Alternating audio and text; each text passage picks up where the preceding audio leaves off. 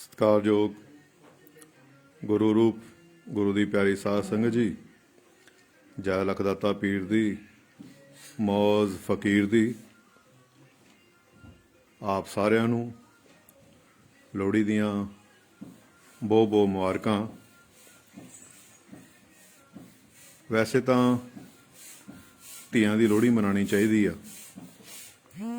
ਮੁੰਡਿਆਂ ਨਾਲੋਂ ਜ਼ਿਆਦਾ ਸੇਵਾ ਧੀਆਂ ਹੀ ਕਰਦੀਆਂ ਹਨ, ਕਿਉਂਕਿ ਧੀਆਂ ਪੇਕੇ ਘਰ ਸਹੁਰੇ ਘਰ ਜਾ ਕੇ ਵੀ ਆਪਣੇ ਮਾਂ ਆਪਣੇ ਬਾਪ ਦਾ ਖਿਆਲ ਰੱਖਦੀਆਂ ਹਨ। ਔਰ ਮੁੰਡੇ ਤਾਂ ਇੰਨੀ ਆਪਣੇ ਮਾਂ ਬਾਪ ਦੀ ਸੇਵਾ ਵੀ ਨਹੀਂ ਕਰਦੇ। ਸੋ ਇਸ ਕਰਕੇ ਲੋਹੜੀ ਤਾਂ ਧੀਆਂ ਦੀ ਹੋਣੀ ਚਾਹੀਦੀ ਆ। ਸੱਚਾਈ ਆ।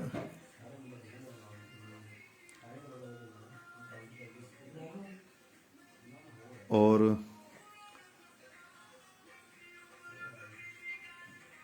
ਪੁੱਤਰ ਮਿੱਠੜੇ ਮੇਵੇ ਰੱਬ ਨੂੰ ਸਭ ਨੂੰ ਦੇਵੇ। ਇਹ ਮਿੱਠੜੇ ਮੇਵੇ ਨੇ। ਜਦੋਂ ਬੇਟਾ ਪੈਦਾ ਹੋਵੇ ਘਰੇ ਤਾਂ ਕਿੰਨੀਆਂ ਖੁਸ਼ੀਆਂ ਮਨਾਈਆਂ ਜਾਂਦੀਆਂ ਹਨ। ਖੁਸ਼ੀ ਦਾ ਕੋਈ ਟਿਕਾਣਾ ਨਹੀਂ ਰਹਿੰਦਾ। ਦੇਖਦੇ ਹਾਂ, ਸਮਾਜ 'ਚ ਵਿਚਰਦੇ ਹਾਂ, ਬੜਾ ਕੁਝ ਦੇਖਣ ਨੂੰ ਮਿਲਦਾ, ਸੁਣਨ ਨੂੰ ਮਿਲਦਾ ਆ। ਬੇਟਾ ਹੋ ਜਾਵੇ ਬੜੀਆਂ ਖੁਸ਼ੀਆਂ ਮਨਾਉਂਦੇ ਹਾਂ, ਜੇ ਧੀ ਪੈਦਾ ਹੋ ਜਾਵੇ ਤਾਂ ਮਾਯੂਸ ਹੋ ਜਾਂਦੇ ਹਾਂ। ਔਰ ਕਈ ਲੋਕ ਤਾਂ ਇੱਕ ਬੇਟੇ ਦੀ ਖਾਤਰ, ਇੱਕ ਮੁੰਡੇ ਦੀ ਖਾਤਰ ਪਤਾ ਨਹੀਂ ਕਿੰਨੀਆਂ ਧੀਆਂ ਦਾ ਕਤਲ ਕਰਾ ਦਿੰਦੇ ਹਨ। ਕੁੱਖਾਂ ਵਿੱਚ ਹੀ ਕਤਲ ਕਰਾ ਦਿੰਦੇ ਹਨ।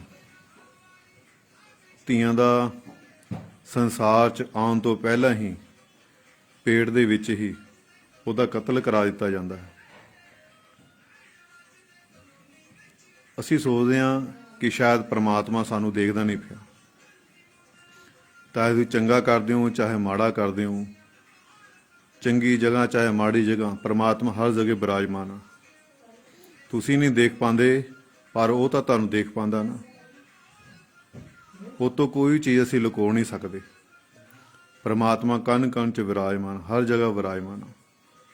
ਜਿੱਥੇ ਤੁਸੀਂ ਪੁੰਨ ਕਰਦੇ ਹੋ ਉੱਥੇ ਵੀ ਆ ਪਰਮਾਤਮਾ ਹਾਜ਼ਰ ਆ, ਜਿੱਥੇ ਤੁਸੀਂ ਗੁਨਾਹ ਕਰਦੇ ਹੋ ਉੱਥੇ ਵੀ ਪਰਮਾਤਮਾ ਹਾਜ਼ਰ ਆ। ਉਹਦੀ ਨਜ਼ਰ ਤੋਂ ਤੁਸੀਂ ਬਚ ਹੀ ਨਹੀਂ ਸਕਦੇ ਕਦੇ। ਸੋ ਭਰੂਣ ਹੱਤਿਆ ਨਾ ਕਰਿਆ ਕਰੋ। ਇਹ ਜੋ ਮੁੰਡੇ ਨੇ, ਜੇ ਕੁੜੀਆਂ ਨੇ, ਇਹ ਕਰਮਾਂ ਦੇ ਅਨੁਸਾਰ ਮਿਲਦੇ ਹਨ। ਸਾਡੇ ਦੇਣ ਲੈਣ ਦੇ ਸੰਬੰਧ ਹੁੰਦੇ ਹਨ। ਕਰਮਾਂ ਦੇ ਕਰਕੇ ਹੀ, ਦੇਣ ਲੈਣ ਦੇ ਸੰਬੰਧ ਕਰਕੇ ਹੀ ਸਾਨੂੰ ਧੀਆਂ ਮਿਲਦੇ ਹਨ, ਸਾਨੂੰ ਪੁੱਤਰ ਮਿਲਦੇ ਹਨ। ਜੇ ਆਪਣੀ ਮਰਜ਼ੀ ਨਾਲ ਸਭ ਕੁਝ ਹੁੰਦਾ, ਸਭ ਕੁਝ ਆਪਣੀ ਮਰਜ਼ੀ ਨਾਲ ਹੁੰਦਾ ਤਾਂ ਘਰ ਘਰ 'ਚ ਮੁੰਡੇ ਹੋਣੇ ਸੀ, ਕੁੜੀਆਂ ਨਹੀਂ ਹੋਣੀ ਸੀ। ਕਿਉਂਕਿ ਅਸੀਂ ਦੇਖਦੇ ਹਾਂ, ਸਮਾਜ ਦੇ ਵਿੱਚ ਰਹਿੰਦੇ ਹਾਂ, ਦੋ ਧੀਆਂ ਹੋ ਜਾਣ ਫਿਰ ਤੀਜੀ ਜਨਮ ਲੈ ਜੇ ਤੇ ਘਰ ਖਾਣ ਨੂੰ ਪੈ ਜਾਂਦਾ ਤੇ ਮਾਯੂਸ ਹੋ ਜਾਂਦੇ ਹਾਂ। ਮੈਂ ਅੱਖੀਂ ਦੇਖੀਆਂ ਗੱਲਾਂ ਨੇ। ਇੱਕ ਪਰਿਵਾਰ ਦੇ ਘਰੇ ਪਹਿਲਾਂ ਦੋ ਧੀਆਂ ਸੀ। ਤੀਜੀ ਧੀ ਹੋ ਗਈ ਤਾਂ ਉਸ ਲੜਕੀ ਨੇ ਆਪਣੇ ਘਰਦਿਆਂ ਨੂੰ ਕਿਹਾ ਕਿ ਇਹਨੂੰ ਲੈ ਜਾਓ, ਮੈਂ ਦੇਖਣਾ ਨਹੀਂ ਹੈਗਾ, ਇਹਨੂੰ ਮਾਰ ਦਿਓ, ਮੈਂ ਇਹਨੂੰ ਦੇਖਣਾ ਨਹੀਂ ਚਾਹੁੰਦੀ। ਇਹ ਅੱਖੀਂ ਦੇਖੀਆਂ ਗੱਲਾਂ, ਸੁਣੀਆਂ ਗੱਲਾਂ ਆ। ਔਰ ਤੀਸਰੀ ਕੁੜੀ, ਕਿਸੇ ਘਰ ਦੇ ਵਿੱਚ ਤੀਸਰੀ ਕੁੜੀ ਹੋ ਗਈ ਤੇ ਉਹਨਾਂ ਨੇ ਕਿਸੇ ਹੋਰ ਨੂੰ ਦੇ ਦਿੱਤੀ ਕਿ ਮੈਨੂੰ ਮੁੰਡਾ ਕਿਉਂ ਨਹੀਂ ਹੋਇਆ। ਅਸੀਂ ਇੱਕ ਮੁੰਡੇ ਦੇ ਲਾਲਚ ਵਿੱਚ, ਮੁੰਡੇ ਦੀ ਖਾਤਰ ਅਸੀਂ ਪਤਾ ਨਹੀਂ ਕਿੰਨੇ ਧੀਆਂ ਦਾ ਕਤਲ ਕਰ ਦਿੰਦੇ ਹਾਂ ਤਾਂ ਪੇਟ ਦੇ ਵਿੱਚ ਹੀ। ਸਾਡਾ ਕੀ ਹੱਕ ਆ ਕਿਸੇ ਦੀ ਹੱਤਿਆ ਕਰਨ ਦਾ? ਜ਼ਿੰਦਗੀ ਵਿੱਚ ਤੁਸੀਂ ਕਦੇ ਸੁਖੀ ਨਹੀਂ ਰਹਿ ਸਕਦੇ। ਜਿੰਨੇ ਮਰਜ਼ੀ ਤੁਸੀਂ ਹੀਰੇ ਚਾਂਦੀ ਸੋਨਾ ਦਾਨ ਕਰ ਲਓ, ਪਰ ਤੁਸੀਂ ਕਰਮਾਂ ਤੋਂ ਆਪਣੇ ਬਚ ਨਹੀਂ ਸਕਦੇ। ਇਹਦਾ ਭੁਗਤਾਨ ਤੁਹਾਨੂੰ ਕਰਨਾ ਹੀ ਪੈਣਾ। ਹੁਣ ਅਸੀਂ ਦੇਖਦੇ ਹਾਂ ਸੰਗਤ ਆਉਂਦੀ ਆ, ਬਾਬਾ ਜੀ ਸਾਡੂ ਬੇਟਾ ਚਾਹੀਦਾ, ਸਾਡੇ ਮੁੰਡਾ ਨਹੀਂ ਹੈਗਾ। ਜੇ ਦੂਸਰੇ ਦੀ ਗੱਲ ਸੁਣੀਏ, ਉਹ ਕਹਿੰਦੀ ਬਾਬਾ ਜੀ ਮੈਂ ਆਪਣੇ ਬੇਟੇ ਤੋਂ ਪਰੇਸ਼ਾਨ ਆ, ਮੁੰਡੇ ਤੋਂ ਪਰੇਸ਼ਾਨ ਆ। ਇੱਕ ਕਹਿੰਦਾ ਮੇਰੇ ਹੁੰਦਾ ਨਹੀਂ ਪਿਆ, ਦੂਜਾ ਕਹਿੰਦਾ ਮੈਂ ਉਹ ਤੋਂ ਪਰੇਸ਼ਾਨ ਆ। ਦੱਸੋ, ਜਿਹਦੇ ਹੈਗਾ ਉਹ ਵੀ ਦੁਖੀ, ਜਿਹਦੇ ਨਹੀਂ ਹੈਗਾ ਉਹ ਵੀ ਦੁਖੀ। ਔਰ ਜਦੋਂ ਬੇਟਾ ਹੁੰਦਾ ਘਰੇ, ਦੇਖੋ ਕਿੰਨੀਆਂ ਖੁਸ਼ੀਆਂ ਅਸੀਂ ਮਨਾਉਂਦੇ ਹਾਂ, ਕਿੰਨੀਆਂ ਪਾਰਟੀਆਂ ਕਰਦੇ ਹਾਂ, ਡੀਜੇ ਲਗਾਉਂਦੇ ਹਾਂ, ਨੱਚਦੇ ਹਾਂ, ਟੱਪਦੇ ਹਾਂ, ਗਾਉਂਦੇ ਹਾਂ, ਮਿਠਾਈਆਂ ਵੰਡਦੇ ਹਾਂ, ਲੱਡੂ ਵੰਡਦੇ ਹਾਂ। ਔਰ ਖੁਸ਼ੀਆਂ ਦੇ ਵਿੱਚ ਕਿੰਨੀ ਦੁਨੀਆ ਸ਼ਾਮਲ ਹੁੰਦੀ ਹੈ, ਕਿੰਨੇ ਲੋਕੀ, ਕਿੰਨੇ ਰਿਸ਼ਤੇਦਾਰ, ਦੋਸਤ ਮਿੱਤਰ ਸ਼ਾਮਲ ਹੁੰਦੇ ਆ ਖੁਸ਼ੀ ਦੇ ਵਿੱਚ। ਪਰ ਜਦੋਂ ਉਹ ਬੇਟਾ ਵੱਡਾ ਹੁੰਦਾ ਆ, ਉਹੀ ਫਿਰ ਮਾਂ-ਬਾਪ ਨੂੰ ਤੰਗ ਕਰਦਾ, ਪਰੇਸ਼ਾਨ ਕਰਦਾ, ਫਿਰ ਸਾਡੀ ਸੁਣਨ ਵਾਲਾ ਕੋਈ ਨਹੀਂ ਹੁੰਦਾ। ਫਿਰ ਅਸੀਂ ਪਰਮਾਤਮਾ ਨੂੰ ਕਹਿੰਦੇ ਹਾਂ, ਆਪਣੇ ਗੁਰੂ ਨੂੰ ਕਹਿੰਦੇ ਹਾਂ, ਇਹ ਗੁਰੂਦੇਵ ਇੱਕ ਇਹੋ ਜਿਹੀ ਮੈਨੂੰ ਔਲਾਦ ਦਿੱਤੀ, ਇਹ ਤੋਂ ਚੰਗਾ ਨਾ ਹੀ ਹੁੰਦੀ ਤਾਂ ਵਧੀਆ ਸੀ। ਫਿਰ ਉਦੋਂ ਦੁੱਖ ਦੇ ਵਿੱਚ ਤੁਸੀਂ ਇਕੱਲੇ ਹੁੰਦੇ ਆ, ਖੁਸ਼ੀਆਂ ਦੇ ਵਿੱਚ ਕਿੰਨੀ ਦੁਨੀਆ ਸ਼ਾਮਲ ਹੁੰਦੀ ਆ, ਪਰ ਜੋ ਦੁੱਖ ਆਉਂਦਾ, ਬੱਚਾ ਵੱਡਾ ਹੋ ਕੇ ਪਰੇਸ਼ਾਨ ਕਰਦਾ, ਫਿਰ ਅਸੀਂ ਇਕੱਲੇ ਹਾਏ ਹਾਏ ਕਰਦੇ ਹਾਂ। ਸੋ ਮੇਰੀ ਆਪਦੇ ਚਰਨਾਂ 'ਚ ਬੇਨਤੀ ਆ, ਐਵੇਂ ਹੀ ਆਪਣੇ ਭਰੂਣ ਹੱਤਿਆ ਨਾ ਕਰਿਆ ਕਰੋ, ਧੀਆਂ ਦਾ ਸਤਿਕਾਰ ਕਰਿਆ ਕਰੋ। ਧੀਆਂ ਸੰਸਾਰ ਚਲਾਉਣ ਦੇ ਵਿੱਚ ਬਹੁਤ ਵੱਡਾ ਯੋਗਦਾਨ ਆ, ਇਹਨਾਂ ਬਿਨਾਂ ਸੰਸਾਰ ਰੁਕ ਜਾਣਾ। ਐਵੇਂ ਭਰੂਣ ਹੱਤਿਆ ਨਾ ਕਰਿਆ ਕਰੋ। ਜੇ ਹਰ ਘਰ ਵਿੱਚ ਮੁੰਡਾ ਹੋ ਗਿਆ, ਹਰ ਘਰ ਵਿੱਚ ਬੇਟੇ ਪੈਦਾ ਹੋ ਗਏ, ਤਾਂ ਅਸੀਂ ਆਪਣੇ ਬੱਚੇ ਨਾਲ ਵਿਆਹ ਕਿੱਥੇ ਕਰਾਂਗੇ, ਨੂੰਹ ਕਿੱਥੋਂ ਲਿਆਵਾਂਗੇ, ਰੱਖੜੀ ਕਿਦੋਂ ਕੋ ਬਣਾਵਾਂਗੇ।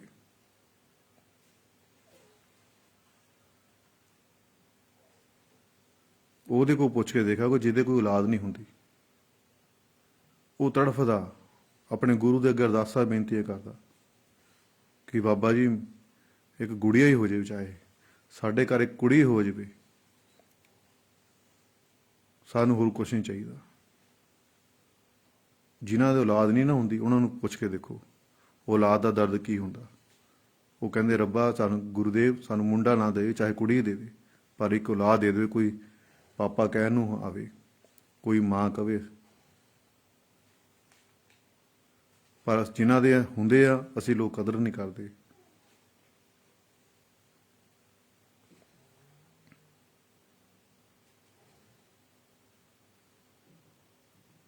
ਫਿਰ ਤੁਸੀਂ ਕੰਜਕਾਂ ਪੂਜਦੇ ਹੋ, ਮਾਤਾ ਰਾਣੀ ਦੇ ਵਰਤ ਰੱਖਦੇ ਹੋ, ਉਦੋਂ ਕੰਜਕਾਂ ਲੱਭਦੇ ਫਿਰਦੇ ਹੋ ਕਿ ਕੰਜਕਾਂ ਆ ਜਾਵੇ, ਕੰਜਾ ਆਏਗਾ। ਨਾਲੇ ਭਰੂਣ ਹੱਤਿਆ ਵੀ ਕਰੀ ਜਾ ਰਹੇ ਹੋ, ਪੇਟ 'ਚ ਬੱਚਿਆਂ ਨੂੰ ਮਾਰੀ ਜਾ ਰਹੇ ਹੋ। ਫਿਰ ਕੰਜਕਾਂ ਤੁਸੀਂ ਕਿਸ ਮੂੰਹ ਨਾਲ ਪੂਜਦੇ ਆ? ਫਿਰ ਕੰਜਕਾਂ ਤੁਸੀਂ ਕਿਸ ਮੂੰਹ ਨਾਲ ਲੱਭਦੇ ਆ? ਕੰਜਕਾਂ ਤੁਸੀਂ ਕਿਸ ਮੂੰਹ ਨਾਲ ਬਿਠਾਉਂਦੇ ਆ? ਕੀ ਤੁਹਾਨੂੰ ਸ਼ਰਮ ਨਹੀਂ ਆਉਂਦੀ? ਇੱਕ ਪਾਸੇ ਤੁਸੀਂ ਭਰੂਣ ਹੱਤਿਆ ਕਰੀ ਜਾ ਰਹੇ ਹੋ, ਦੂਜੇ ਪਾਸੇ ਤੁਸੀਂ ਵਰਤ ਰੱਖਦੇ ਪਏ, ਨਵਰਾਤਰੇ ਰੱਖਦੇ ਪਏ, ਕੰਜਕਾਂ ਪੂਜਦੇ ਪਏ। ਜਦੋਂ ਤੁਸੀਂ ਕੰਜਕਾਂ ਪੂਜਦੇ ਆ, ਕੀ ਤੁਹਾਡੀਆਂ ਅੱਖਾਂ ਨੀਵੀਂ ਨਹੀਂ ਹੁੰਦੀਆਂ? ਤੁਹਾਨੂੰ ਸ਼ਰਮਿੰਦਗੀ ਨਹੀਂ ਆਉਂਦੀ? ਤੁਹਾਨੂੰ ਆਪਣੇ ਆਪ ਤੇ ਲਾਹਨਤਾਂ ਨਹੀਂ ਆਉਂਦੀਆਂ? ਇਹ ਜੋ ਮੁੰਡੇ ਨੇ, ਕੁੜੀਆਂ ਨੇ, ਧੀਆਂ ਨੇ, ਪੁੱਤਰ ਨੇ, ਇਹ ਸਾਡੇ ਕਰਮਾਂ ਅਨੁਸਾਰ ਸਾਨੂੰ ਮਿਲਦੇ ਨੇ, ਸਾਡੇ ਦੇਣ ਲੈਣ ਦੇ ਸੰਬੰਧ ਹੁੰਦੇ ਨੇ। ਥੋੜ੍ਹੀ ਬਹੁਤੀ ਦੇਣਦਾਰੀ ਹੁੰਦੀ ਆ, ਧੀਆਂ ਬਣ ਕੇ ਆ ਜਾਂਦੇ ਆ। ਜ਼ਿਆਦਾ ਦੇਣਦਾਰੀ ਹੁੰਦੀ ਆ ਤਾਂ ਮੁੰਡੇ ਬਣ ਕੇ ਆ ਜਾਂਦੇ ਆ, ਫਿਰ ਸਾਡਾ ਲਹੂ ਪੀਂਦੇ ਆ।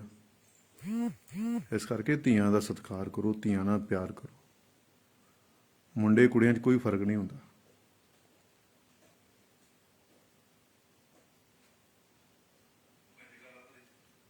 ਠੀਕ ਹੈ ਨਾ? ਹੋਰ ਪ੍ਰਭੂ ਤੋਂ ਡਰਿਆ ਕਰੋ, ਪਰਮਾਤਮਾ ਡਰ ਰੱਖਿਆ ਕਰੋ। ਜੀਣਾ ਝੂਠਾ, ਮਰਨਾ ਸੱਚ ਆ। ਇਹ ਸੰਸਾਰ 'ਚ ਅਸੀਂ ਆਏ ਹਾਂ, ਇੱਕ ਨਾ ਇੱਕ ਦਿਨ ਅਸੀਂ ਜਾਣਾ ਹੀ ਜਾਣਾ। ਇੱਥੇ ਸਦਾ ਨਹੀਂ ਕਿਸੇ ਨੇ ਰਹਿਣਾ। ਤੁਸੀਂ ਵੀ ਦੇਖਦੇ ਪਏ ਹੋਏ ਨੇ ਕਿ ਸਾਡੇ ਪੜਦਾਦੇ ਦਾਦੇ ਚਲੇ ਗਏ, ਪਤਾ ਨਹੀਂ ਸਾਡੇ ਤੋਂ ਪਹਿਲਾਂ ਕਿੰਨੀ ਦੁਨੀਆ ਆਈ, ਕਿੰਨੀ ਦੁਨੀਆ ਚਲੀ ਗਈ। ਅਸੀਂ ਇਹਨਾਂ ਅੱਖਾਂ ਨਾਲ ਦੇਖਦੇ ਪਏ ਹਾਂ। ਆਪਣੇ ਰਿਸ਼ਤੇਦਾਰਾਂ ਨੂੰ ਜਾਂਦੇ ਦੇਖਦੇ ਪਏ ਹਾਂ, ਦੋਸਤਾਂ ਮਿੱਤਰਾਂ ਨੂੰ ਜਾਂਦੇ ਦੇਖਦੇ ਪਏ ਹਾਂ, ਆਪਣੇ ਆਂਢੀ ਗੁਆਂਢੀਆਂ ਨੂੰ ਮਰਦੇ ਦੇਖਦੇ ਪਏ ਹਾਂ। ਕਦੇ ਤੁਹਾਡੇ ਮਨ 'ਚ ਖਿਆਲ ਨਹੀਂ ਆਉਂਦਾ ਕਿ ਅਸੀਂ ਵੀ ਇੱਕ ਨਾ ਇੱਕ ਦਿਨ ਜਾਣਾ ਆ? ਫਿਰ ਤੁਸੀਂ ਸੰਸਾਰ ਦੇ ਟਿਕਰੇ ਕਿਉਂ ਇਕੱਠੇ ਕਰਦੇ ਪਏ ਹੋ? ਸੰਸਾਰ ਦਾ ਇੰਨਾ ਬੋਝ ਕਿਉਂ ਇਕੱਠਾ ਕਰਦੇ ਪਏ ਹੋ? ਫਿਰ ਪ੍ਰਭੂ ਦੀ ਬੰਦਗੀ ਕਿਉਂ ਨਹੀਂ ਕਰਦੇ? ਨਾਮ ਕਿਉਂ ਨਹੀਂ ਜਪਦੇ? ਭਗਤੀ ਕਿਉਂ ਨਹੀਂ ਕਰਦੇ? ਇਹ ਸਰੀਰ ਭਗਤੀ ਕਰਨ ਵਾਸਤੇ ਮਿਲਿਆ, ਇਹ ਮਨੁੱਖੀ ਦੇਹ, ਮਨੁੱਖੀ ਚੋਲਾ ਬੰਦਗੀ ਕਰਨ ਵਾਸਤੇ ਮਿਲਿਆ। ਆਪਣੀ ਡਿਊਟੀ ਸਮਝ ਕੇ ਰੋਜ਼ ਭਜਨ ਸਿਮਰਨ ਦਾ ਅਭਿਆਸ ਕਰਿਆ ਕਰੋ। ਸੰਸਾਰ ਇਹ ਦੁਨੀਆ ਦੁੱਖਾਂ ਦਾ ਘਰ ਆ, ਇੱਥੇ ਸੁੱਖ ਨਹੀਂ ਹੈਗਾ। ਜਿਹਦੇ ਕੋਲ ਪੈਸਾ ਹੈਗਾ, ਜਿਹਦੇ ਕੋਲ ਪੈਸਾ ਹੈਗਾ ਉਹ ਵੀ ਦੁਖੀ ਆ, ਜਿਹਦੇ ਕੋਲ ਨਹੀਂ ਹੈਗਾ ਉਹ ਵੀ ਦੁਖੀ ਆ। ਜਿਹਦੇ ਕੋਲ ਮੁੰਡਾ ਹੈਗਾ ਉਹ ਵੀ ਦੁਖੀ ਆ, ਜਿਹਦੇ ਕੋਲ ਨਹੀਂ ਹੈਗਾ ਉਹ ਵੀ ਦੁਖੀ ਆ। ਕਿਸੇ ਕੋਲ ਔਲਾਦ ਹੈਗੀ ਉਹ ਤਾਂ ਦੁਖੀ ਆ, ਜਿਹਦੇ ਕੋਲ ਨਹੀਂ ਹੈਗੀ ਉਹ ਤਾਂ ਦੁਖੀ ਆ। ਕਿਸੇ ਕੋਲ ਘਰ ਹੈਗਾ ਤਾਂ ਦੁਖੀ ਆ, ਜੇ ਘਰ ਨਹੀਂ ਹੈਗਾ ਉਹ ਤਾਂ। ਇਹ ਸੰਸਾਰ ਦੁੱਖਾਂ ਦਾ ਘਰ ਹੈਗਾ। ਸੁੱਖ ਕਿਹਦੇ ਵਿੱਚ ਆ? ਉਸ ਪਰਮਾਤਮਾ ਦੇ ਨਾਮ ਦੇ ਵਿੱਚ, ਗੁਰੂ ਦੀ ਬੰਦਗੀ ਦੇ ਵਿੱਚ। ਇਸ ਕਰਕੇ ਅੰਮ੍ਰਿਤ ਵੇਲੇ ਸੰਭਾਲ ਕਰਿਆ ਕਰੋ, ਆਪਣੀ ਡਿਊਟੀ ਸਮਝ ਕੇ ਰੋਜ਼ ਭਜਨ ਸਿਮਰਨ ਦਾ ਅਭਿਆਸ ਕਰੋ, ਧਿਆਨ ਲਗਾਉਣ ਦੀ ਕੋਸ਼ਿਸ਼ ਕਰੋ, ਇਹਨਾਂ ਅੱਖਾਂ ਤੋਂ ਉੱਪਰ ਉੱਠਣ ਦੀ ਕੋਸ਼ਿਸ਼ ਕਰੋ, ਦੇਖਣ ਦੀ ਕੋਸ਼ਿਸ਼ ਕਰੋ।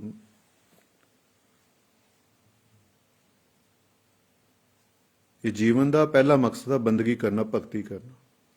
ਬਾਰ-ਬਾਰ ਮੈਂ ਕਹਿ ਰਿਹਾ ਬਾਰ-ਬਾਰ, ਇਹ ਕੋਈ ਨਵੀਂ ਗੱਲ ਨਹੀਂ ਮੈਂ ਕਰ ਰਿਹਾ, ਕਿਆ ਤੁਹਾਨੂੰ ਕੋਈ ਨਵੀਂ ਗੱਲ ਕਰਦਾ ਪਿਆ। ਇਹ ਪਹਿਲਾਂ ਬੜੇ ਰਿਸ਼ੀ ਮੁਨੀ ਸੰਤ ਮਹਾਂਪੁਰਸ਼ ਗੁਰੂ ਪੀਰ ਪੈਗੰਬਰ ਬੜੇ ਆਏ ਨੇ, ਆ ਕੇ ਚਲੇ ਗਏ। ਉਹਨਾਂ ਨੇ ਇਹੀ ਹੋਕਾ ਦਿੱਤਾ, ਨਾਮ ਜਪੋ, ਨਾਮ ਜਪੋ, ਬੰਦਗੀ ਕਰੋ, ਬੰਦਗੀ ਕਰੋ। ਅਸੀਂ ਵੀ ਅੱਜ ਇਹੀ ਹੋਕਾ ਦੇ ਰਹੇ ਹਾਂ, ਪਰ ਅਸੀਂ ਕਿੰਨੇ ਕੁ ਗੁਰੂਆਂ ਦਾ ਕਹਿਣਾ ਮੰਨਿਆ, ਕਿੰਨਾ ਕੁ ਆਪਣੇ ਟੀਚਰਾਂ ਦਾ ਕਹਿਣਾ ਮੰਨਿਆ, ਕਿੰਨਾ ਕੁ ਆਪਾਂ ਆਪਣੇ ਗੁਰੂਆਂ ਦਾ ਸਤਿਕਾਰ ਕਰਦੇ ਹਾਂ।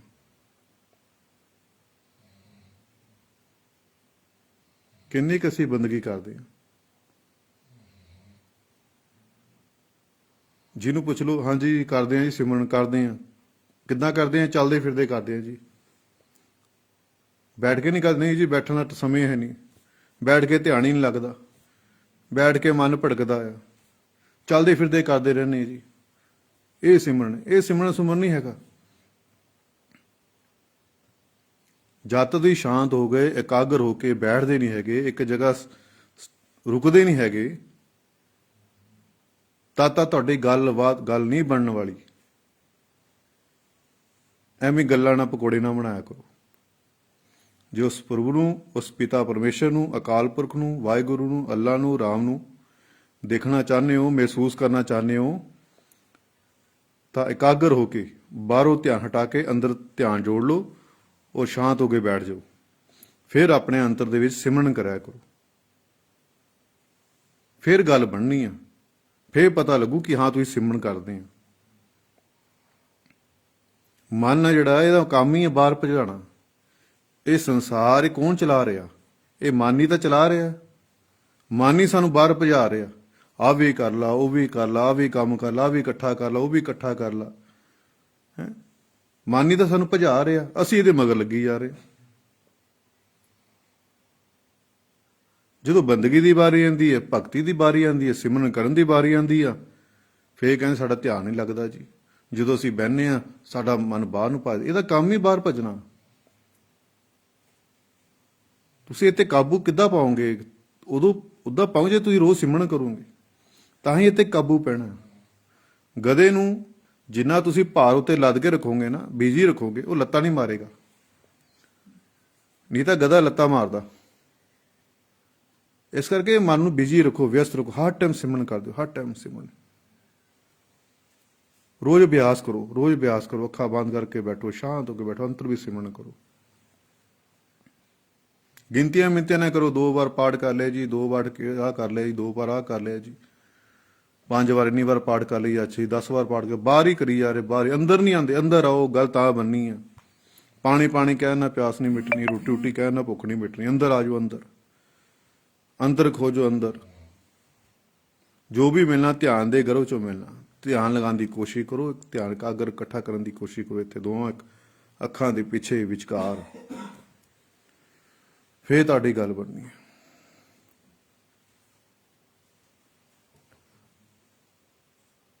सारे कोई देवी देवता, पीर पैगंबर आ, ऋषि मुनिया, गुरु महाराज सारे एक बराबर है, कोई छोटा वड्डा नहीं है।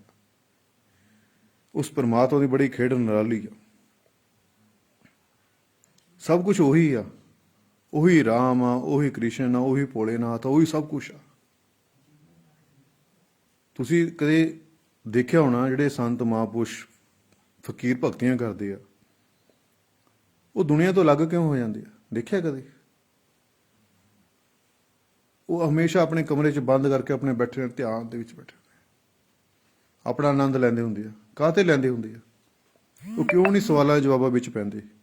क्योंकि उन्होंने सच नूं जान लिया हुंदा, सच नूं पहचान लिया हुंदा है।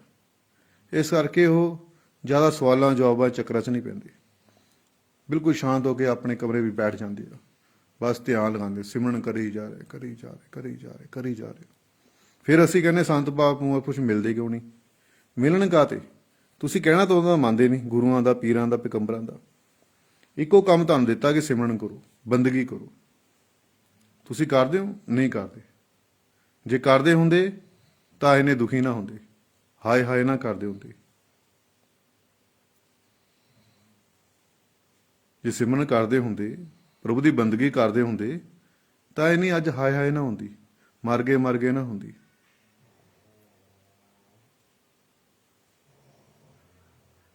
सिमरन करो, बंदगी करो रोज़।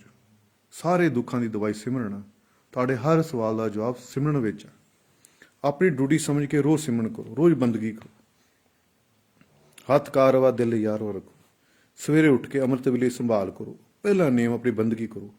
पाठ करते हो, चलीसा पढ़ते हो, जपजी साहब का पाठ करते हो, या सुखमनी साहब का पाठ करते हो, नितनेम करते हो, दुर्गा चलीसा पढ़ते हो, हनुमान चलीसा पढ़ते हो, भोलेनाथ शिव चलीसा पढ़ते हो, है कुछ भी करते हो। वो करन तो बाद एकागर होके शांत होके बैठ जा करो, अपने अंतर दी सिमरन कराया करो। ਜਿਹੜਾ भी ਤੁਹਾਨੂੰ गुरु ने नाम शब्द दिता ਉਹਦਾ अभ्यास कराया करो। जो भी ਤੁਹਾਨੂੰ गुरु देव नाम शब्द दे देवे, सिमरन दे देवे, वो सिमरन का, वो शब्द का अभ्यास कराया करो। रोज़ सिमरन कराया करो। अपनी ड्यूटी से रोज़ सिमरन करो, कोई छुट्टी नहीं करनी, कोई नागा नहीं करनी। निष्काम भक्ति करो, बिना स्वार्थ भक्ति करो, कोई छुट्टी नहीं करनी, रोज़ सिमरन करो। एक ना एक दिन तुहाडी जरूर गल बनेगी। साढ़े तो इक्को सौदा है, नाम का सौदा, बंदगी का इक्को काम कहना, बस दूजा काम कदे नहीं कहना। इक्को ही गल हमेशा कहनी, सिमरन करो, सिमरन करो, सिमरन करो। तुहाडा ही फायदा आया, मैनू कोई फायदा नहीं है। फिर भी असी होका दे ही जा रहे, होका दे ही जाना, दे ही जाना। चौंकीदार वांगू होका दे ही जाना। जागदे रहो, जागदे रहो, जागदे रहो। सिमरन करो जिन्ना हो सकता, ਵੱਧ ਤੋਂ ਵੱਧ सिमरन करो। अज कलयुग ਦੇ ਵਿੱਚ अगर सानू बचा सकता तो सिमरन ही बचा सकता, बंदगी सानू बचा सकती है। नहीं तो समय बड़ा खतरनाक आ, आने वाला समय बहुत खतरनाक है। धर्म की हानि होनी है, धर्मां पिछे लड़ाइयां होनियां, अगे अगे होर समा बहुत खतरनाक है। इस करके इस कलयुग तो, इस समय खतरनाक तो बचना चाहते हो तो सिमरन करना शुरू, रोज़ बंदगी करो। ये तुहानू बचा सकते है। तुहानू होर है जी दुनिया च कोई ताकत नहीं तुहानू बचा सके। सिर्फ एक नाम शब्द आ, नाम आ, प्रभु का नाम आ, प्रभु की बंदगी जी तुहानू बचा सकती है। सारे दुखों की दवाई सिमरन आ, बंदगी आ। तुहाडे हर सवाल का जवाब सिमरन विच आ, बंदगी विच आ। करो जिन्ना हो सकता, करो ਵੱਧ ਤੋਂ ਵੱਧ करो। जो समा मिलता तुहानू उहदी याद च बैठ जाओ। एक बार परमात्मा दे बन जाओ, बस एक बार उन्होंने खुश कर लो। संसार के सारे पदार्थ तुहाडे अगे पिछे घूमने आ। सच्चे दिलों निष्काम भगती करके देखो, तुहाडी किदां नहीं गल बनेगी। ये शरीर नूं इस समय समझने की कोशिश करो। चिट्टे बाल देख लो, आ गए ना बाल चिट्टे। ये परमात्मा की याद दिलाते आ कि नाम जपो, नाम जप लै, नाम जप लै, निमाणे जिंदे मेड़िए औखे वेले काम आएगा। ਨਾਮ ਜਪ ਲੈ। ਇਹ ਕਾਲੇ ਵਾਲਾਂ ਤੋਂ ਚਿੱਟੇ ਵਾਲ ਹੋ ਗਏ ਆ, ਮਤਲਬ ਅਸੀਂ ਪ੍ਰਭੂ ਦੇ ਨਜ਼ਦੀਕ ਜਾ ਰਹੇ ਹਾਂ, ਮਤਲਬ ਸਾਡਾ ਸੰਸਾਰ 'ਚੋਂ ਹਿਸਾਬ ਕਿਤਾਬ ਖਤਮ ਹੋ ਰਿਹਾ। ਇਹ ਨਿਸ਼ਾਨੀਆਂ, ਇਹ ਛੋਟੀ ਛੋਟੀ ਨਿਸ਼ਾਨੀਆਂ, ਪਰ ਅਸੀਂ ਇਹਨੂੰ ਡਾਈ ਕਰੀ ਜਾ ਰਹੇ ਹਾਂ। ਜਿੰਨਾ ਮਰਜ਼ੀ ਵਾਲ ਨੂੰ ਚਿੱਟੇ ਵਾਲ ਨੂੰ ਕਾਲੇ ਕਰੀ ਚਲੋ, ਉਹ ਬੁੱਢੇ ਨੇ ਬੁੱਢੇ ਹੀ ਲੱਗਣਾ। ਠੀਕ ਹੈ ਨਾ, ਸੱਚਾਈ ਤੋਂ ਕਦੇ ਤੁਸੀਂ ਬਚ ਨਹੀਂ ਸਕਦੇ। ਆ ਇੱਕ ਨਾ ਇੱਕ ਦਿਨ ਸੂਰਜ ਨੇ ਢਲਣਾ, ਇੱਕ ਨਾ ਇੱਕ ਦਿਨ ਇਹ ਵਾਲ ਚਿੱਟੇ ਹੋਣੇ ਹੀ ਹੋਣੇ ਆ। ਸੱਚਾਈ ਹੈ, ਇਹ ਸੱਚ ਆ। ਬਚਪਨ, ਜਵਾਨੀ, ਬੁਢਾਪਾ, ਉਸ ਤੋਂ ਬਾਅਦ ਮੌਤ।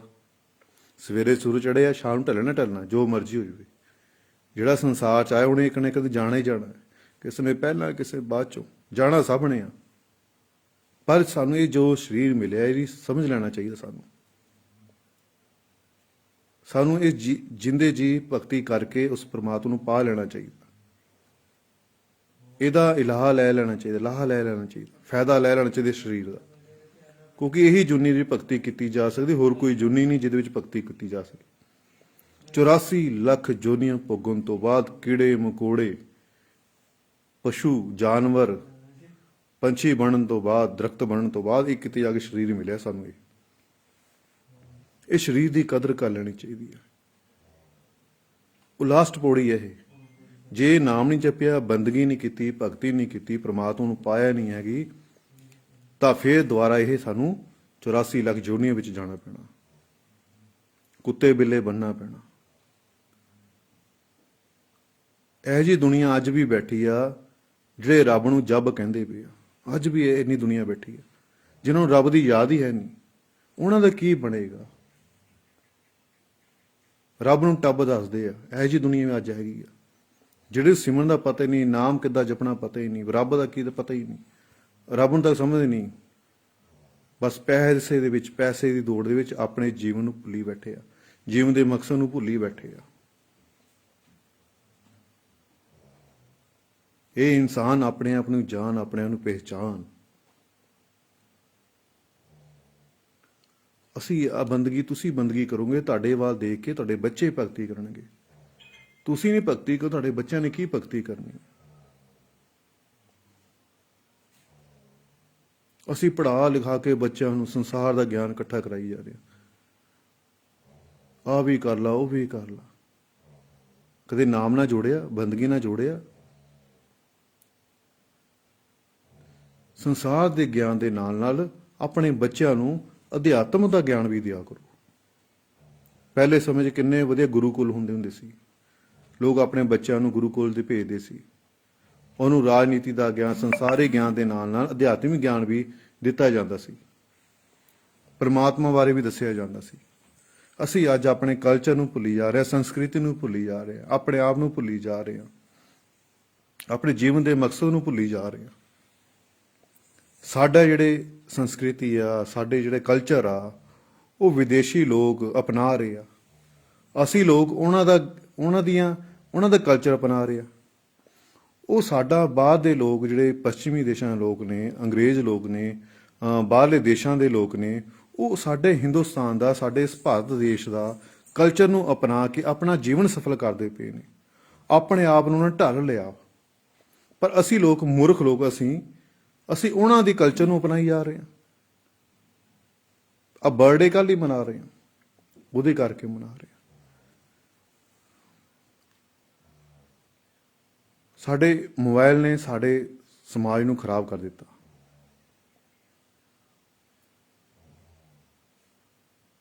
ਸਾਰੀ ਦੁਨੀਆ ਖਰਾਬ ਕਰਤੀ, ਬੱਚਿਆਂ ਨੂੰ ਖਰਾਬ ਕਰ ਦਿੱਤਾ।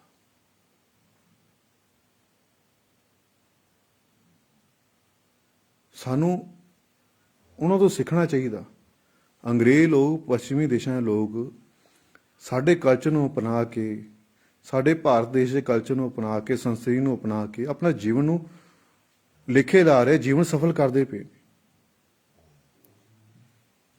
ਅਸੀਂ ਲੋਕ ਉਹਨਾਂ ਦੇ ਕਲਚਰ ਨੂੰ ਅਪਣਾਈ ਜਾ ਰਹੇ ਹਾਂ। ਸਾਡੇ ਉਮਰ ਕੌਣ ਹੋ ਸਕਦਾ? ਜੇ ਕੋਈ ਅੰਗਰੇਜ਼ ਕੋਈ ਸਾਡੇ ਧਰਮ ਨੂੰ ਅਪਣਾਉਂਦਾ ਆ, ਜਾਂ ਹਿੰਦੂ ਧਰਮ ਨੂੰ ਅਪਣਾਉਂਦਾ, ਜਾਂ ਸਿੱਖ ਧਰਮ ਨੂੰ ਅਪਣਾਉਂਦਾ ਆ, ਅਸੀਂ ਕਿੰਨੇ ਖੁਸ਼ ਹੁੰਨੇ ਆ ਕਿ ਦੇਖੋ ਜੀ ਇੱਕ ਅੰਗਰੇਜ਼ ਸਿੱਖ ਬਣ ਗਿਆ, ਇੱਕ ਅੰਗਰੇਜ਼ ਕਿੰਨਾ ਹਿੰਦੂ ਧਰਮ ਨਾਲ ਕ੍ਰਿਸ਼ਨ ਕ੍ਰਿਸ਼ਨ ਕਰਨ ਲੱਗ ਗਿਆ। ਪਰ ਆਪਣੇ ਆਪ ਤੇ ਕਦੇ ਤੁਹਾਡੇ ਸੱਟ ਨਹੀਂ ਵੱਜਦੀ? ਤੁਹਾਨੂੰ ਸ਼ਰਮ ਨਹੀਂ ਆਉਂਦੀ ਉਹਨਾਂ ਵੱਲ ਦੇਖ ਕੇ ਕਿ ਸਾਡੇ ਕਲਚਰ ਨੂੰ ਉਹ ਲੋਕ ਅਪਣਾ ਕੇ ਆਪਣਾ ਜੀਵਨ ਸਫਲ ਕਰਦੇ ਪਏ ਨੇ? ਅਸੀਂ ਆਪਣੇ ਕਲਚਰ ਨੂੰ ਭੁੱਲੀ ਜਾ ਰਹੇ, ਆਪਣੀ ਸੰਸਕ੍ਰਿਤੀ ਨੂੰ ਭੁੱਲੀ ਜਾ ਰਹੇ ਹਾਂ। ਇਹ ਦੁੱਖ ਦਾ ਕਾਰਨ, ਬਹੁਤ ਵੱਡਾ ਦੁੱਖ ਦਾ ਕਾਰਨ।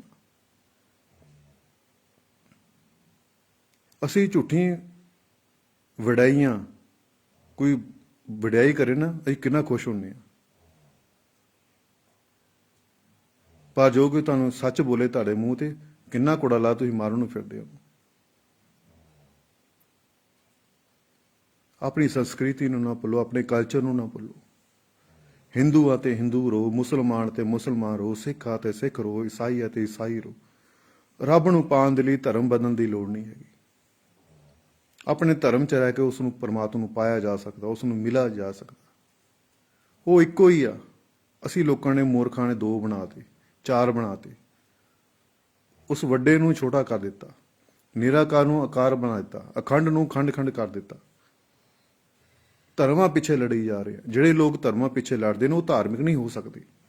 ਉਹ ਧਾਰਮਿਕ ਨਹੀਂ ਹੈਗੇ। ਜਿਹੜੇ ਲੋਕ ਧਰਮ ਪਿੱਛੇ ਲੜਦੇ ਨੇ ਉਹ ਲੋਕ ਰਾਜਨੀਤਿਕ ਲੋਕ ਨੇ।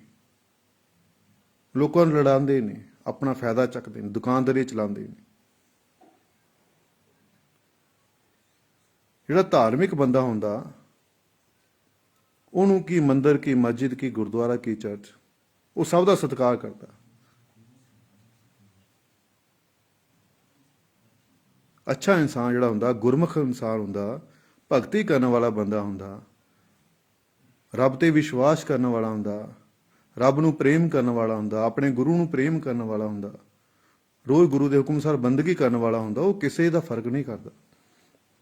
ਉਹ ਲਈ ਸਾਰੇ ਇੱਕੋ ਬਰਾਬਰ, ਸਾਰਿਆਂ ਸਤਿਕਾਰ ਕਰਦਾ। ਪਰ ਉਹ ਜੋ ਉਹਦੇ ਜੀਵਨ ਦਾ ਜੋ ਮਕਸਦ ਹੁੰਦਾ, ਨਿਸ਼ਾਨਾ ਹੁੰਦਾ, ਉਹ ਤੋਂ ਭਟਕਦਾ ਨਹੀਂ ਆਪਣੇ।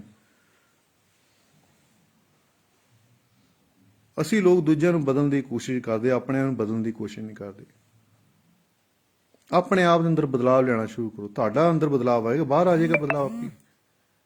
ਤੁਹਾਡੇ ਵੱਲ ਦੇਖ ਕੇ ਦੂਜਾ ਇਨਸਾਨ ਬਦਲੇਗਾ। ਪਹਿਲਾਂ ਆਪਣੇ ਆਪ ਨੂੰ ਬਦਲਣ ਦੀ ਕੋਸ਼ਿਸ਼ ਕਰੋ। ਉਹ ਕਿੱਦਾਂ ਹੋਵਾਂਗੇ? ਜੇ ਅਸੀਂ ਗੁਰੂ ਦੇ ਕਹਿਣਾ ਮੰਨਾਂਗੇ, ਗੁਰੂ ਦੇ ਹੁਕਮ ਅਨੁਸਾਰ ਬੰਦਗੀ ਕਰਾਂਗੇ। ਬਿਨਾਂ ਗੁਰੂ ਤੋਂ ਅਸੀਂ ਉਸ ਪਰਮਾਤਮਾ ਨੂੰ, ਅੱਲਾ ਨੂੰ, ਵਾਹਿਗੁਰੂ ਨੂੰ ਨਹੀਂ ਪਾ ਸਕਦੇ। ਸਾਨੂੰ ਜਿੰਦਾ ਗੁਰੂ ਚਾਹੀਦਾ, ਦੇਹਧਾਰੀ ਗੁਰੂ ਚਾਹੀਦਾ। ਬਿਨਾਂ ਗੁਰੂ ਤੋਂ ਅਸੀਂ ਉਸ ਪਰਮਾਤਮਾ ਤੱਕ ਨਹੀਂ ਪਹੁੰਚ ਸਕਦੇ। ਸੱਚੇ ਗਿਆਨ ਦੀ ਪ੍ਰਾਪਤ ਨਹੀਂ ਹੋ ਸਕਦੀ। ਸਾਨੂੰ ਪਲ ਪਲ ਟੀਚਰ ਦੀ ਲੋੜ ਆ, ਪਲ ਪਲ ਮਾਸਟਰ ਦੀ ਲੋੜ ਆ, ਪਲ ਪਲ ਸਾਨੂੰ ਗੁਰੂ ਦੀ ਲੋੜ ਆ। ਅਧਿਆਤਮ ਸਫ਼ਰ ਤੇ ਅਸੀਂ ਗੁਰੂ ਤੋਂ ਬਿਨਾਂ ਕਦੇ ਪਾਸ ਹੋ ਹੀ ਨਹੀਂ ਸਕਦੇ।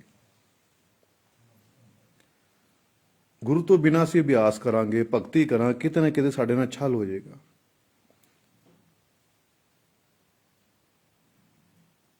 ਗੁਰੂ ਸਾਡਾ ਮਾਰਗਦਰਸ਼ਕ ਹੈ, ਕਿਉਂਕਿ ਗੁਰੂ ਨੇ ਉਹ ਰਸਤਾ ਤੈਅ ਕੀਤਾ ਹੁੰਦਾ, ਉਹ ਸਫ਼ਰ ਤੈਅ ਕੀਤਾ ਹੁੰਦਾ। ਉਹਨੂੰ ਪਤਾ ਹੁੰਦਾ ਕਿੱਥੇ ਫੁੱਲ ਆ, ਕਿੱਥੇ ਕੰਢੀ ਆ, ਇਹ ਰਸਤਾ ਕਿੱਦਾਂ ਦਾ ਹੈ, ਕਿੱਥੇ ਕੀ ਮਿਲਣਾ ਹੈਗਾ। ਗੁਰੂ ਨੇ ਆਪਣਾ ਅਨੁਭਵ ਕੀਤਾ ਹੁੰਦਾ, ਪ੍ਰੈਕਟੀਕਲ ਕੀਤਾ ਹੁੰਦਾ, ਤੇ ਉਹਦਾ ਅਨੁਭਵ ਸਾਡੇ ਕੰਮ ਆ ਜਾਂਦਾ। ਫਿਰ ਸਾਡਾ ਰਸਤਾ ਆਸਾਨ ਹੋ ਜਾਂਦਾ। ਗੁਰੂ ਸਾਡਾ ਪਲ ਪਲ ਮਾਰਗਦਰਸ਼ਨ ਕਰਦਾ। ਇਸ ਕਰਕੇ ਸਾਨੂੰ ਗੁਰੂ ਦੀ ਜ਼ਰੂਰਤ ਪੈਂਦੀ ਹੈ। ਗੁਰੂ ਤੋਂ ਬਿਨਾਂ ਅਸੀਂ ਸੱਚੇ ਗਿਆਨ ਦੀ ਪ੍ਰਾਪਤ ਨਹੀਂ ਹੋ ਸਕਦੀ। ਅਸੀਂ ਜਾਨਵਰ ਦੀ ਭਾਸ਼ਾ ਨਹੀਂ ਸਮਝ ਸਕਦੇ। ਅਸੀਂ ਦੇਵ ਦੇਵਤਿਆਂ ਦੀ ਭਾਸ਼ਾ ਨਹੀਂ ਸਮਝ ਸਕਦੇ। ਮਨੁੱਖ ਦੀ ਭਾਸ਼ਾ ਸਮਝ ਸਕਦਾ ਹੈ। ਇਸ ਕਰਕੇ ਸੱਚੇ ਗੁਰੂ ਦੀ ਸਾਨੂੰ ਲੋੜ ਪੈਣੀ। ਇਸ ਦੇਹਧਾਰੀ ਗੁਰੂ ਦੀ ਲੋੜ ਪੈਣੀ ਹੈ। ਬਿਨਾਂ ਗੁਰੂ ਤੋਂ ਅਸੀਂ ਉੱਥੇ ਸਫਲ ਨਹੀਂ ਹੋ ਸਕਦੇ।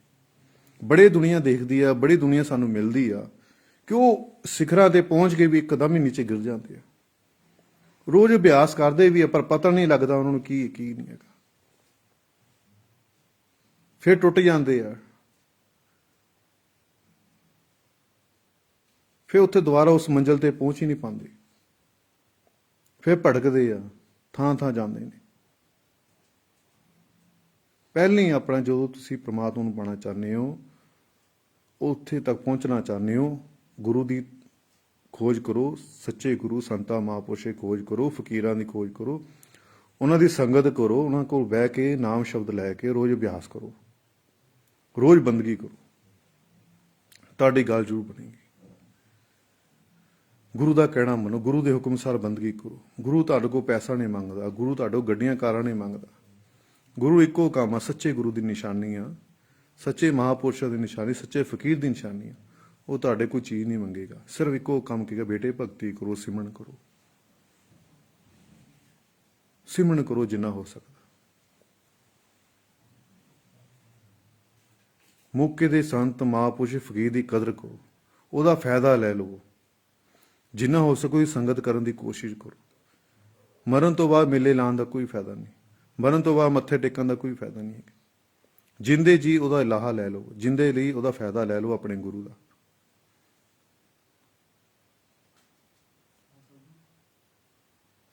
ਜੋ ਪਰਦਾ ਕਰ ਜਾਂਦੇ ਫਿਰ ਅਸੀਂ ਮੇਲੇ ਭਾਲਦੇ ਪਏ, ਫਿਰ ਸੋਚਦੇ ਹਾਂ, ਫਿਰ ਦੂਜੀ ਜਗ੍ਹਾ ਜਾਂਦੇ, ਫਿਰ ਅਸੀਂ ਭਟਕਦੇ ਹਾਂ, ਕਿਉਂਕਿ ਅਸੀਂ ਗੁਰੂ ਦੀ ਪਹਿਚਾਣ, ਗੁਰੂ ਨੂੰ ਅਸੀਂ ਨਰ ਦੀ ਦ੍ਰਿਸ਼ਟੀ ਨਾਲ ਦੇਖਦੇ ਹਾਂ, ਨਾਰਾਇਣ ਦੀ ਦ੍ਰਿਸ਼ਟੀ ਨਾਲ ਦੇਖਦੇ। ਅਸੀਂ ਸੋਚਦੇ ਗੁਰੂ ਸਾਡੇ ਮੂੰਹ ਖਾਂਦਾ ਆ, ਪੀਂਦਾ ਆ, ਸੌਂਦਾ ਆ, ਜਾਗਦਾ ਆ, ਘੁੰਮਦਾ ਆ, ਫਿਰਦਾ ਆ, ਸਾਡੇ ਵਰਗਾ ਹੀ ਆ। ਜਦੋਂ ਪਰਦਾ ਕਰ ਜਾਂਦਾ ਫਿਰ ਸੋਚਦੇ ਆ, ਉਹ ਮੈਂ ਫਾਇਦਾ ਕਿਉਂ ਨਹੀਂ ਲਿੱਤਾ, ਮੈਂ ਸੰਗਤ ਕਿਉਂ ਨਹੀਂ ਕੀਤੀ, ਮੈਂ ਮਿਲਿਆ ਕਿਉਂ ਨਹੀਂ, ਹਨਾ। ਫਿਰ ਭਟਕਦੇ ਫਿਰਦੇ ਅਸੀਂ। ਇਹ ਇਤਿਹਾਸ ਗਵਾਇਆ, ਕਿੰਨੇ ਸੰਤ ਮਹਾਂਪੁਰਸ਼ ਆਏ, ਗੁਰੂ ਆਏ, ਪੀਰ ਪੈਗੰਬਰ ਆਏ, ਅਸੀਂ ਕਿੰਨੀ ਕੁ ਉਹਨਾਂ ਦੀ ਕਦਰਾਂ ਕੀਤੀਆਂ। ਪੱਥਰ ਮਾਰੇ, ਚੱਕੀਆਂ ਪਸਵਾਈਆਂ, ਮਾਰਿਆ ਕੁੱਟਿਆ, ਕਿੰਨੀ ਨਿੰਦਿਆ ਚੁਗਲੀ ਕੀਤੀ, ਬੁਰਾਈਆਂ ਕੀਤੀ, ਜਿੰਨੇ ਵੀ ਸੰਤ ਮਹਾਂਪੁਰਸ਼ ਹੈ, ਇਤਿਹਾਸ ਗਵਾਇਆ। ਦੇਖਦੇ ਆ ਨਾ, ਕਿਉਂਕਿ ਉਹ ਵੀ ਸਾਡੇ ਵਾਂਗੂ ਸਿੱਧੇ ਘੁੰਮਦੇ ਫਿਰਦੇ ਨਾਲ ਨਾਲ ਸੀ। ਜਿਹੜੇ ਪਹਿਚਾਣਦੇ ਸੀ ਉਹਨਾਂ ਤੋਂ ਫਾਇਦਾ ਲੈ ਲੈਂਦੇ ਸੀ। ਅੱਜ ਅਸੀਂ ਉਹਨਾਂ ਨੂੰ, ਲੋਕਾਂ ਨੂੰ ਯਾਦ ਕਰਦੇ ਹਾਂ, ਉਹਨੂੰ ਭਗਤਾਂ ਨੂੰ ਅਸੀਂ ਯਾਦ ਕਰਦੇ ਹਾਂ, ਉਹਨਾਂ ਨੂੰ ਗੁਰੂਆਂ ਨੂੰ, ਪੀਰਾਂ ਨੂੰ, ਪੈਗੰਬਰਾਂ ਨੂੰ ਅਸੀਂ ਯਾਦ ਕਰਦੇ ਹਾਂ, ਜਿਨ੍ਹਾਂ ਨੇ ਬੰਦਗੀਆਂ ਕੀਤੀਆਂ, ਭਗਤੀਆਂ ਕੀਤੀਆਂ, ਆਪਣਾ ਜੀਵਨ ਲੇਖੇ ਲਾਇਆ, ਨਾਮ ਦੀ ਕਮਾਈ ਕੀਤੀ, ਬੰਦਗੀ ਕੀਤੀ ਹੈ। ਫਿਰ ਤੁਸੀਂ ਕਿਉਂ ਨਹੀਂ ਬੰਦਗੀ ਕਰਦੇ, ਤੁਸੀਂ ਕਿਉਂ ਨਹੀਂ ਭਗਤੀ ਕਰਦੇ? ਮੇਰੀ ਹੱਥ ਜੋੜ ਕੇ ਬੇਨਤੀ ਆਪਦੇ ਚਰਨਾਂ ਦੇ ਵਿੱਚ ਕਿ ਬੰਦਗੀ ਕਰੋ, ਸਿਮਰਨ ਕਰੋ, ਸਿਮਰਨ ਕਰੋ। ਆਪਣੇ ਗੁਰੂ ਤੇ ਵਿਸ਼ਵਾਸ ਰੱਖੋ, ਗੁਰੂ ਤੇ ਭਰੋਸਾ ਰੱਖੋ, ਗੁਰੂ ਦੇ ਹੁਕਮ ਅਨੁਸਾਰ ਰੋਜ਼ ਬੰਦਗੀ ਕਰੋ। ਰੋਜ਼ ਅਭਿਆਸ ਕਰੋਗੇ, ਇੱਕ ਨਾ ਇੱਕ ਤੁਹਾਡੀ ਗੱਲ ਜ਼ਰੂਰ ਬਣੇਗੀ। ਸੱਚੇ ਦਿਲੋਂ ਨਿਸ਼ਕਾਮ ਭਗਤੀ ਕਰਕੇ ਦੇਖੋ, ਤੁਸੀਂ 10-15 ਦਿਨ ਬਾਅਦ ਤੁਸੀਂ ਕੁਛ ਨਾ ਕੁਛ ਆਪਣੇ ਅੰਦਰ ਬਦਲਾਅ ਮਹਿਸੂਸ ਕਰੋਗੇ, ਆਪਣੇ ਅੰਦਰ ਕੁਛ ਨਾ ਕੁਛ ਮਹਿਸੂਸ ਕਰੋਗੇ, ਕੁਛ ਨਾ ਕੁਛ ਅਨੁਭਵ ਤੁਹਾਨੂੰ ਹੋਵੇਗਾ। ਲਗਾਤਾਰ ਤੁਸੀਂ ਕਰਕੇ ਦੇਖੋ, ਮਹੀਨੇ ਬਾਅਦ ਦੇਖੋ ਤੁਹਾਨੂੰ ਹੋਰ ਅਨੁਭਵ ਹੋਵੇਗਾ, 2-3 ਮਹੀਨੇ ਬਾਅਦ ਤੁਹਾਨੂੰ ਹੋਰ ਕੁਛ ਮਹਿਸੂਸ ਹੋਏਗਾ। ਰੋਜ਼ ਕਰਨਾ, ਰੋਜ਼ ਕਰਨਾ। ਔਰ ਇਹ ਚੀਜ਼ਾਂ ਨੂੰ ਇਹ ਬੰਦ ਰੱਖਣੀ, ਮੁੱਠੀ ਬੰਦ ਰੱਖਣੀ, ਕਿਸੇ ਨੂੰ ਦੱਸਣਾ ਨਹੀਂ ਹੈਗਾ। ਸਿਰਫ ਆਪਣੇ ਗੁਰੂ ਸ਼ਿਸ਼ੇ ਵਿੱਚ, ਸਿਰਫ ਘਰ ਤੀਜਾ ਬੰਦਾ ਵਿੱਚ ਨਹੀਂ ਆਉਣਾ ਚਾਹੀਦਾ। ਜੇ ਅਸੀਂ ਕਿਸੇ ਨੂੰ ਆਪਣੇ ਅੰਦਰ ਦੀ ਗੱਲਾਂ ਦੱਸਾਂਗੇ ਤਾਂ ਸਾਡਾ ਜਿਹੜਾ ਪਰਦਾ ਪੜ ਜਾਏਗਾ, ਸਾਨੂੰ ਫਿਰ ਉਹ ਕਈ ਦਿਨ ਦਿਖੇਗਾ ਨਹੀਂ, ਨਜ਼ਾਰੇ ਦਿਖਣੇ ਬੰਦ ਹੋ ਜਾਣਗੇ। ਸਿਰਫ ਗੁਰੂ ਸ਼ਿਸ਼ੇ ਦੀ ਗੱਲ ਹੋਣੀ ਚਾਹੀਦੀ, ਤੀਜੇ ਬੰਦੇ ਵਿੱਚ ਗੱਲ ਨਹੀਂ ਹੋਣੀ ਚਾਹੀਦੀ। ਅੰਦਰ ਦਾ ਅਨੁਭਵ ਨਹੀਂ ਪਤਾ ਲੱਗਦਾ, ਆਪਣੇ ਗੁਰੂ ਤੋਂ ਪੁੱਛੋ, ਗੁਰੂ ਤੋਂ ਸਵਾਲ ਕਰੋ, ਗੁਰੂ ਤੋਂ, ਗੁਰੂ ਤੁਹਾਨੂੰ ਦੱਸੇਗਾ। ਭਗਤੀ ਹਰ ਇਨਸਾਨ ਕਰਦਾ, ਬੱਚਾ ਵੀ ਕਰ ਸਕਦਾ, ਬੁੱਢਾ ਵੀ ਕਰ ਸਕਦਾ, ਜਵਾਨ ਵੀ ਕਰ ਸਕਦਾ। ਭਗਤੀ ਦੀ ਕੋਈ ਤੁਹਾਡੀ ਮਿਹਨਤ ਆ, ਤੁਸੀਂ ਕਿੰਨਾ ਗੁੜ ਪਾਓਗੇ ਉਹਨਾਂ ਮਿੱਠਾ ਵਾ, ਤੁਸੀਂ ਜਿੰਨੀ ਮਿਹਨਤ ਕਰੋਗੇ ਤੁਹਾਨੂੰ ਹੀ ਫਾਇਦਾ। ਕਈ ਦੇਖੇ ਨੇ ਅਸੀਂ, ਪੜ੍ਹਦੇ ਕਹਾਣੀਆਂ ਪੜ੍ਹਦੇ, ਗੁਰੂ ਤੋਂ ਵੀ ਅੱਗੇ ਉਹ ਸ਼ਿਸ਼ੇ ਨਿਕਲ ਜਾਂਦੇ ਆ, ਗੁਰੂ ਤੋਂ ਅੱਗੇ ਵੀ ਸ਼ਿਸ਼ੇ ਨਿਕਲ ਜਾਂਦੇ, ਪਰ ਗੁਰੂ ਗੁਰੂ ਹੀ ਹੁੰਦਾ ਹੈ, ਹਨਾ। ਇਹ ਤੁਹਾਡੀ ਭਗਤੀ ਹੈ, ਤੁਸੀਂ ਕਿੰਨੀ ਭਗਤੀ ਕਰਦੇ, ਕਿੰਨਾ ਆਪਣੇ ਗੁਰੂ ਨੂੰ, ਪਰਮਾਤਮਾ ਨੂੰ ਸਮਝਦੇ ਨੇ, ਕਿੰਨਾ ਤੁਸੀਂ ਵੱਧ ਤੋਂ ਵੱਧ ਬੰਦਗੀ ਕਰਦੇ ਹੋ। ਵੱਧ ਤੋਂ ਵੱਧ ਭਗਤੀ ਕਰੋ, ਬੰਦਗੀ ਕਰੋ, ਤੁਹਾਡੇ ਹੱਥ ਹੀ ਆ। ਪਰਮਾਤਮਾ ਬਾਹਰ ਨਹੀਂ, ਤੁਹਾਡੇ ਅੰਦਰ ਬੈਠਾ ਹੈ, ਉਹਨੂੰ ਮਹਿਸੂਸ ਕਰਨ ਦੀ ਕੋਸ਼ਿਸ਼ ਕਰੋ, ਮਹਿਸੂਸ ਕਰਨ ਦੀ ਕੋਸ਼ਿਸ਼ ਕਰੋ, ਤੁਹਾਡੇ ਨਾਲ ਅੰਗ ਸੰਗ ਸਾਈ ਆ। ਸੱਚੇ ਦਿਲੋਂ ਨੂੰ ਪ੍ਰੇਮ ਕਰਕੇ ਦੇਖੋ, ਤੁਹਾਡੀ ਗੱਲ ਜ਼ਰੂਰ ਬਣੇਗੀ। ਦਾਸ ਦੀ ਬੇਨਤੀ ਪ੍ਰਵਾਨ ਕਰਨੀ ਹੈ। ਰੋਜ਼ ਅਭਿਆਸ ਕਰੋ, ਰੋਜ਼ ਅਭਿਆਸ ਕਰੋ, ਰੋਜ਼ ਬੰਦਗੀ ਕਰੋ।